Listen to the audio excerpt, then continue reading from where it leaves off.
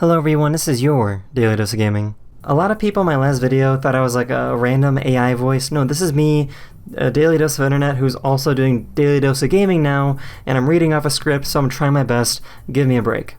Palworld has basically taken over Twitter, YouTube, and most of the internet, and it's probably already the most popular game of 2024. But of course, it's jam-packed with all sorts of very fun controversy. It's only been out for a few days, and it's already breaking some crazy gaming records. Many people are basically just calling it Pokemon with guns, and for that reason, and a few other reasons, it's become the center of debate within the gaming community. Despite being dubbed a Pokemon clone, Palworld is so much more. It's an open-world survival game where you do all the usual things like eating and drinking, crafting tools, gathering materials, building bases, but there's a difference. There are more than 100 different creatures known as pals, which you can capture and use in all sorts of different ways. Now, there really isn't too much of a plot to the game, but there are villainous groups who try to stop you from achieving what you want to in the game. And of course, the reason why Palworld has been dubbed Pokemon with guns is because, well, your pals can have guns. The game was first revealed back in June 2021, so you can see why there's been so much anticipation surrounding this game, and a big reason why it's been so successful. The developers already have so much more in store for the future with PvP modes, guild raids, and cross-server pal trading. And the thing is that despite all the controversy, there will be a Pokemon mod for the game coming out. So let's take a look at the records that Palworld has broken so far.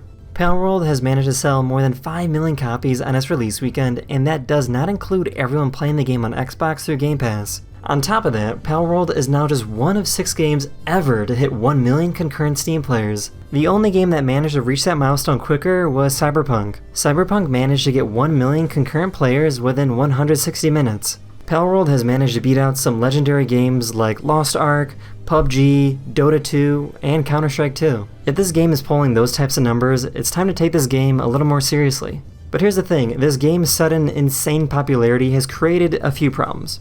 After an emergency meeting was held at 1 AM with Epic Online Services team, the developers had to manually remove the game's playing limit on the server. Now, when they did that, that's when they hit 700,000 concurrent players.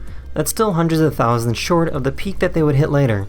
On top of that, they've had more issues with the lack of dedicated multiplayer servers on Xbox, limiting co-op play to 2 to 4 players, while Steam players get up to 32. So Palworld is having a bunch of issues right now with their servers, but on top of that, people are really upset and debating the actual game itself. This game has been dubbed Pokemon with guns over and over and over again, to the point where Pokemon fans have actually sent death threats to the developers of Palworld. Some Pokemon fans have taken this very seriously and have accused Palworld of basically ripping off Nintendo. If you haven't seen them by now, there's a ton of videos online appearing all over social media showing Palworld pals next to their Pokemon counterparts. Now obviously that is some extreme behavior, but Palworld's developers called Pocket Pair, they have said they have cleared all legal reviews and no action has been taken so far. Now the Pocket Pair community manager, Bucky, he posted saying that they will be skipping over the death threats to the company, and the massively outlandish claims in reply to the massive amount of messages that they've received about the game. Pocket Pair boss also said that they have no intention on infringing on any intellectual property, saying, "We make our games very seriously and we have absolutely no intention on infringing upon intellectual property of other companies. Currently, we are receiving slanderous comments against our artists and we are seeing tweets that appear to be death threats. I would appreciate it if you would refrain from slandering the artists involved in Palworld." It should be interesting to see what Palworld has to offer in 2024. That's the end of this video, and I'll see you guys later. Bye now.